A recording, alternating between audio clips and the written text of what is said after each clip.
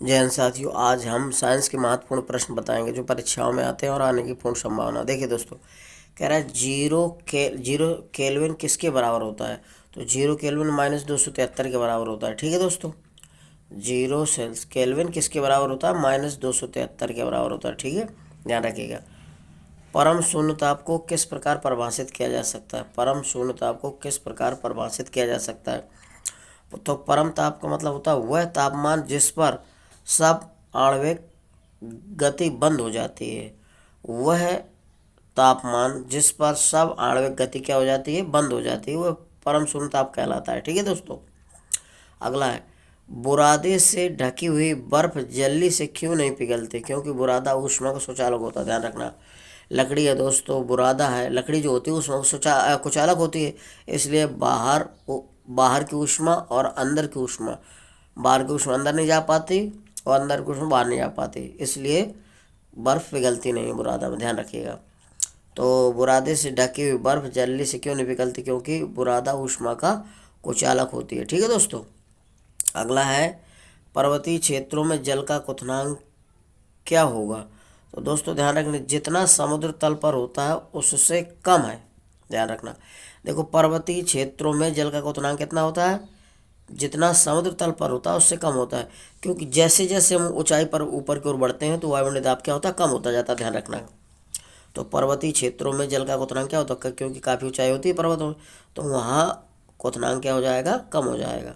ठीक है दोस्तों, अगला है सूर्य की फोटोग्राफी के लिए किस उपकरण का प्रयोग किया जाता है।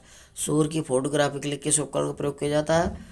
तो हीलियोग्राफ का प्रयोग किया जाता है। ध्यान रखना, सूर्य की फोटोग्राफी के लिए किस उपकरण का प्रयोग किया जाता है, हीलियोग्राफ का प्रयोग किया जाता है। ठीक है दोस्तों, अगला है रेफ्रिजरेटर में सामान्यतः किस शीतलक कूलेंट का उपयोग किया जाता है या प्रयोग किया जाता है। ध्यान रखना, तो फ्रेऑन। ध्यान रखना, फ्रेऑन का जो आपके फ्रिज होते हैं रेफ्रिजरेटर, उसमें फ्रेऑन का प्रयोग किया जाता है। ध्यान रखना, ठीक है। अगला है दूर से चमकते पिंड के तापमान को किस यंत्र से निर्धारित करते हैं। तो पायरोमीटर से। ध्यान रखो, उच्च ताप को मापने के लिए हमेशा पायरोमीटर का प्रयोग किया जाता है। तो दूर से चमकते हुए पिंड के तापमान को किस यंत्र से मापते हैं, पायरोमीटर से। ठीक है दोस्तों, पायरोमीटर उच्च तापमान ज्ञात करने के काम आता है, मापने के लिए। ठीक है दोस्तों, अगला है साथियों, ऊर्जा सूर्य से पृथ्वी की ओर किस यात्रा द्वारा आती है। यानी कि जो सूर्य की ऊर्जा पृथ्वी तक किस विधि द्वारा पहुंचती है, तो विकिरण विधि द्वारा पहुंचती है। ध्यान रखना, ठीक है दोस्तों, जो सूर्य की ऊर्जा है वो पृथ्वी और किस प्रकार से आती है, विकिरण विधि द्वारा। ठीक है दोस्तों, अगला है कमरे के ताप पर कौन सी धातु तरल अवस्था में बनी रहती है। पारा जो होता है, पारा जिसको बोलते हैं, कमरे के ताप पर कौन सी धातु तरल अवस्था में रहती है। तो पारा धातु जो है कमरे के ताप पर तरल अवस्था में रहती है। ध्यान रखना, पारा को ही पारद बोला जाता है, इसका प्रतीक होता है Hg। ध्यान रखिएगा। ठीक है दोस्तों, अगला है तरल पदार्थ के क्वथनांक पर क्या नियत रहता है। तो तापमान नियत रहता है। ध्यान रखना, तरल पदार्थ के क्वथनांक पर तापमान नियत रहता है। तरल पदार्थ के क्वथनांक पर क्या नियत रहता है, तापमान नियत रहता है, यानी कि नियत रहता है तापमान। ठीक है, अगला सूर्यास्त के बाद भी पृथ्वी की सतह के निकट वायु किस कारण ऊष्मा प्राप्त करती रहती है, स्थलीय विकिरण के कारण। ध्यान रखना, सूर्य के बाद भी पृथ्वी की सतह के निकट वायु किस कारण ऊष्मा प्राप्त करती रहती है, तो स्थलीय विकिरण के कारण। ठीक है दोस्तों, अगला है जब बर्फ बनती है तो जल की एंट्रोपी क्या होती है, घट जाती है। ध्यान रखना, जब जल जो है बर्फ बन जाता है तो जल की एंट्रोपी हमेशा घट जाती है। ध्यान रखना, और जब बर्फ पिघलने लगती है तो एंट्रोपी बढ़ जाती है। ठीक है दोस्तों, याद रखिएगा, जब बर्फ बनती है तो जल की एंट्रोपी क्या होती है, हमेशा घट जाती है। देखिए दोस्तों, अगला है सूर्य उदय और सूर्यास्त के समय सूर्य का रंग लाल क्यों दिखाई देता है। तो दोस्तों ऐसा प्रकाश की प्रकीर्णन के कारण, यानी जब सूर्य उगता है और डूबता है दोनों स्थितियों में हमेशा लाल दिखाई देता है। उसका कारण होता है प्रकाश का प्रकीर्णन। देखिए दोस्तों, लाल रंग को छोड़कर अन्य सभी रंग प्रकीर्णित हो जाते हैं। लाल रंग की तरंग दैर्घ्य अधिक होती है, इस कारण से वो सबसे डूबते और उगते समय लाल दिखाई देता है। ऐसा प्रकाश के प्रकीर्णन का होता है। क्योंकि जितने भी 7 कलर होते हैं, 7 में से लाल रंग को छोड़कर सभी क्या हो जाते हैं, अवशोषित हो जाते हैं और लाल रंग का प्रकीर्णन हो जाता है, जिसके कारण हमें सूर्य अस्त यानी सूर्य अस्त होते और डूबते हुए दोनों समय यानी उगते और डूबते समय लाल दिखाई देता है। तारे का वर्ण किसका सूचक होता है? तापमान। तारे का वर्ण किसका सूचक होता है? तापमान को प्रदर्शित करता है, ध्यान रखना। तारे का वर्ण किसका सूचक होता है? तापमान।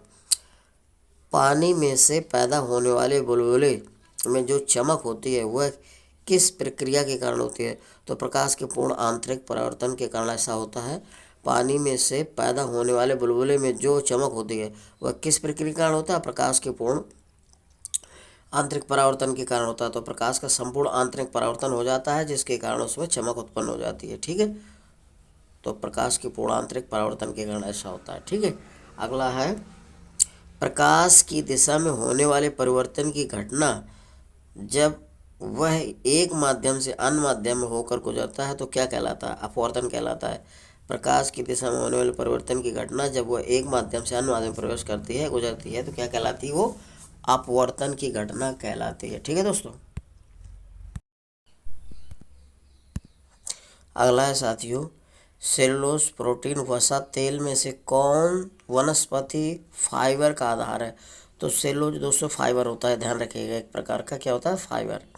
अगला है कपास, पटसन, ऊन तथा रेशम में से कौन सा रेशा सबसे मजबूत प्राकृतिक रेशा के रूप में जाना था? तो रेशम जो होता है सबसे मजबूत होता है, इसको प्राकृतिक रेशा कहते हैं, ध्यान रखना। ठीक है दोस्तों, सबसे मजबूत होता है रेशम, ये मजबूत प्राकृतिक रेशा होता है। खाना बनाने वाले बर्तनों में नॉन स्टिक कोटिंग के लिए प्रयोग किया जाता है टेफ्लॉन को। जो खाना वाले बर्तन होते हैं उसको बनाने के लिए नॉन स्टिक कोटिंग का प्रयोग किया जाता है, टेफ्लॉन। ठीक है दोस्तों, अगला नायलॉन धागा किससे बनता है? तो पॉलीमाइड पॉलीमर से बनता है। नायलॉन धागा किससे बनता है? तो पॉलीएमाइड पॉलीमर से बनता है, ध्यान रखना। नायलॉन का धागा पूछा जाता है अक्सर, पॉलीमाइड और पॉलीमर से बनता है। टेरिलीन, एथिलीन, ग्लाइकोल और किस अम्ल का संघनन बहुलक है? तो टेरेफैलिक अम्ल का है, ध्यान रखना, टेरेफ्लैलिक अम्ल का है। ग्लाइकोल का प्रयोग किसके निर्माण में किया जाता है? टेरिलीन का। ग्लाइकाल का प्रयोग किसके निर्माण में किया जाता है? तो टेरिलीन का। अगला, संश्लिष्ट प्रक्षालक किससे तैयार किए जाते हैं? तो पेट्रोलियम के हाइड्रोकार्बन से तैयार किए जाते हैं, ध्यान रखना। संश्लिष्ट प्रक्षालक किससे तैयार किए जाते हैं? पेट्रोलियम के हाइड्रोकार्बन से। किससे? पेट्रोलियम के हाइड्रोकार्बन से। ठीक है दोस्तों, पेट्रोलियम के हाइड्रोकार्बन से। अगला है साथियों, डॉट्स नामक इलाज किस बीमारी के लिए किया जाता है? डॉट्स नामक इलाज दोस्तों टीबी वाले 6 रोग होता है जो व्यक्तियों में, उसके इलाज में किया जाता है। डॉट्स नाम की टैबलेट भी आती है टीबी के लिए। ठीक है दोस्तों, तो टीबी को 6 रोग या क्षमा रोग टीबी, ठीक है दोस्तों, इसको बोलते हैं। तो जो टीबी रोग से पीड़ित होता है 6 रोग से या क्षमा से, ठीक है दोस्तों, उसको डॉट्स टैबलेट दी जाती हैं टीबी वाले मरीज को। ठीक है दोस्तों, अगला है विल्स रोग में कौन सा अंग प्रभावित होता है? तो किडनी प्रभावित होती है, ध्यान रखना। विल्स रोग में किडनी प्रभावित होती है, गुर्दे हमारे प्रभावित होते हैं विल्स रोग में, ध्यान रखना। विल्स रोग हो जाता है तो हमारे किडनी गुर्दे को, यानी कि किडनी को गुर्दे बोलते हैं, तो गुर्दों को प्रभावित करता है। ठीक है। घेंगा रोग किसकी कमी के कारण होता है? तो आयोडीन की कमी के कारण होता है घेंगा रोग, ध्यान रखिएगा। छोटे बच्चों में होता है ज़्यादा और मनुष्यों में भी होता है, बड़े में, पुरुषों में। घेंगा रोग की कमी से कौन सा रोग होता है? अरे यार, हम ये बोल रहे थे गलत को। अगला है साथियों, डॉट्स नामक इलाज किस बीमारी के लिए किया जाता है? तो डॉट्स नामक इलाज दोस्तों टीबी, क्षय रोग या क्षमा रोग के लिए किया जाता है, ध्यान रखना। जिन व्यक्तियों को टीबी हो जाती है उनके लिए डॉट्स नाम की टैबलेट आती हैं, जो डॉट्स टैबलेट क्षय रोग और टीबी में इस्तेमाल किए जाते हैं। ठीक है, टीबी और क्षय रोग को, यानी टीबी को ही क्षय रोग बोलते हैं या क्षमा भी बोला जाता है इसी को। तो डॉट्स नाम बीमारी किससे संबंधित है? क्षय रोग से संबंधित है। और डॉट्स नाम की टैबलेट जिनको टीबी हो जाती है उनको दिया जाता है और टीबी रोग उनसे सही किया जाता है। ठीक है, बीमारी। अगला है, पील्स रोग में कौन सा अंग प्रभावित होता है? तो वेल्स रोग में कौन सा अंग प्रभावित होता है? तो किडनी प्रभावित होता है, गुर्दे, ध्यान रखना। वेल्स रोग में कौन सा अंग प्रभावित होता है? किडनी, ध्यान रखिएगा। ठीक है दोस्तों, यानी कि गुर्दे। अगला है, घेंगा रोग किसकी कमी कारण उत्पन्न होता है? तो आयोडीन की जब कमी हो जाती है तो ये आपका क्या होता है? घेंगा रोग हो जाता है। तो आयोडीन की कमी के कारण घेंगा रोग होता है, ध्यान रखिए हमेशा। ठीक है।